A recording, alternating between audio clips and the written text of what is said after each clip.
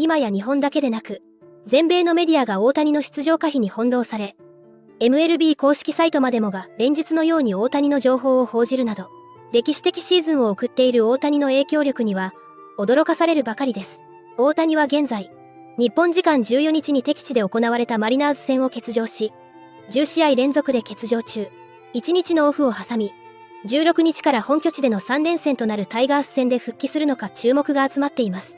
そんな中、大谷マニアとして知られる米専門局 FOX スポーツのアナリスト、ベン・バーランダー氏が自身の番組の中で、残りのシーズンで大谷の復帰はあるのか、大谷は現在もまだ MVP 候補として見られているのかについて熱く議論していましたので、日本語字幕付きでご紹介していきます。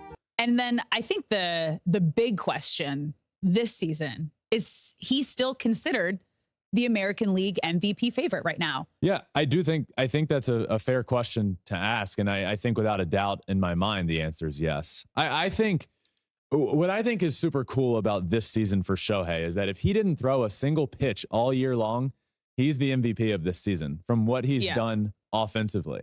And you know, I do think it's a different conversation if Corey Seager was healthy all year long and is putting up the numbers that he has over the course of a full season.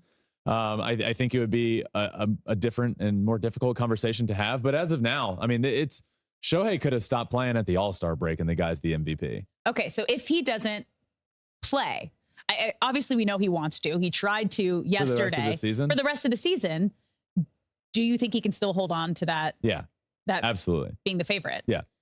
Then my next question, do you think he should play the remainder of the season? I mean, obliques are tricky and there's no timetable of exactly when you can come back from it. It's been 8 straight games and he tried to come back yesterday, scratched 2.5 hours before the game. That's a different conversation, which we can have. But ultimately, you know, I think we have a pretty good understanding of the drive that Shohei Ohtani has at this point. And if he's willing, if he's healthy to play, he's going to play. And I just, and especially with what we've seen this week from what we've heard, like he'll be back in Seattle and then he was in the lineup and then ends up scratched. I do think without a doubt we see him. I think this week, but the conversation of should we? And I think that's a conversation that is everybody should be able to have, and it's fine. But ultimately, it doesn't matter. It doesn't matter what we all think. Honestly, it doesn't matter if Shohei tomorrow went to the Angels and said, "Hey, my oblique is acting up, and I think it's time to shut it down for the year."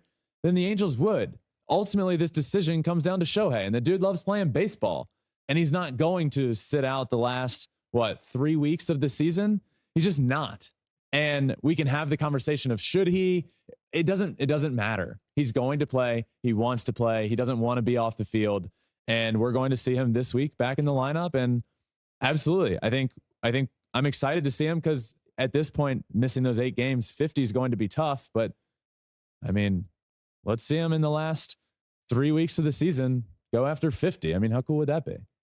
また、大谷の FA 移籍先について、バーランダー氏はドジャースを最有力候補として挙げ、その理由についても話していました。Alex, let's start with what we've heard about the upcoming free agency with Shohei and what was said that he's prioritizing winning a championship over location, over being out west, which is something that we actually discussed months ago on the show of what is he looking for? And remember, we ranked we ranked it, and number 1 was winning. Yeah. And I do think, and this is the report here from Jim Bowden, Shohei Ohtani prefers the, quote, potential to win championships over his preference to play on the West Coast. Now, certainly there's locations that both of those are possible. Yeah. But I think winning is his number 1 goal. And we discussed that. And I do think he would like to find, this is speculation, I think he would like to find a place where both are possible. But you know, when it comes down to it, he wants to win, and he absolutely deserves that. And it's going to be quite the offseason. Yeah, it really is. But when you think about a player of his caliber, someone we've never seen in the game of baseball basically carry a team on both sides of the ball. There was a point in the season where he was the leader of every single Angels stat offensively and on the mound. And when you have someone like that, that's literally giving 110% on a team that wasn't capable to even get him to the postseason his entire tenure with the Angels, he deserves to go to a place where he's going to play. He has not played in the postseason since coming over to Major League Baseball. And we really saw that fire and that ability to help a team win at the WBC when he was facing Team USA in Japan in that final game, and he came in to close. He pitched as a closer to face Mike Trout to come in and will Team Japan to win the WBC. The world we know needs that. The world needs that. We deserve to have Shohei Ohtani playing in the postseason and on a team that has the potential to win a championship. I mean, hands down, that's exactly what he should do, and it's what he's going to do. I've felt like the Dodgers is the likely and best fit for a while now. I just, I just feel like that's the one it's the Dodgers. They have the money. They are win now. And there are other West Coast teams. And I know that's not the priority, but there are other teams that are also in win now mode that I think are ready to win. And John Heyman came out with this list of teams that will be in on Shohei Ohtani, which at the top of that is the Dodgers.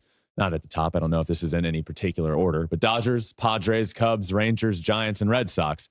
And they're not there, but I'm going to add the Mariners just because would they be able to pay Ohtani? The Mariners have the money, and I don't think for years, I just feel like the Mariners have like gone all in, and sometimes it doesn't work, but it just feels like they are an organization that does have the money and the willingness to spend it. And I could see that, so I would add them to that list. I mean, Ohtani also spent his offseason up there in Seattle too, and when we were there for the All-Star game, the fans are already.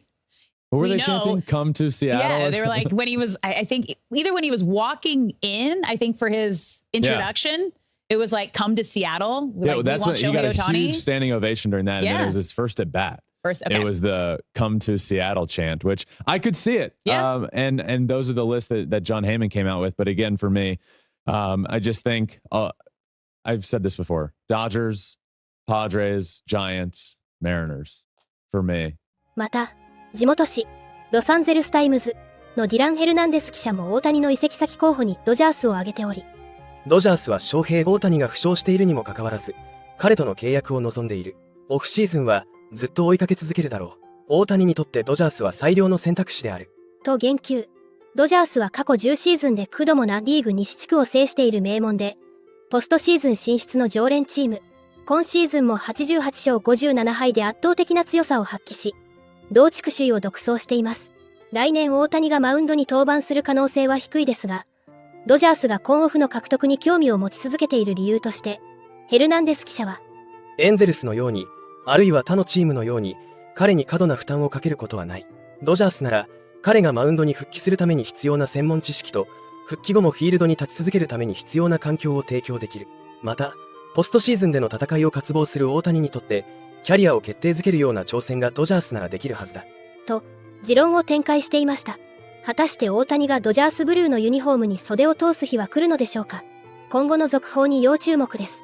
エンゼルスは15日の休養日を挟み、16日から本拠地でデトロイトタイガースとの3連戦に臨みます。これからも大谷の活躍から目が離せません。皆様からのコメントもお待ちしております。